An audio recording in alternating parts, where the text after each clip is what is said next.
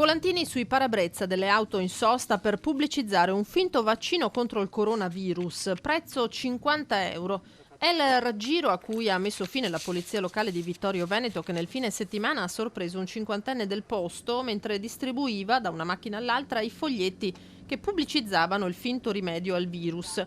Non qualche volantino qua e là, ma decine, pubblicità stampate a computer, piene però di errori grammaticali, in cui si proponeva la vendita di compresse, 6 per l'esattezza, da assumere per un anno come copertura del virus, costo 50 euro a confezione. L'evidente truffa ha subito suscitato l'interesse dei social e dei vigili urbani, toccati da vicino peraltro nei giorni scorsi dal problema, dal momento che 3 di loro sono in isolamento in relazione alla positività al Covid-19 di una dipendente del municipio che si occupa di pulizie.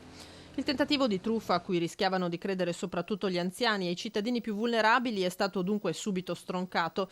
Rintracciato, il cinquantenne è stato denunciato per diffusione di notizie false e turbativa dell'ordine pubblico.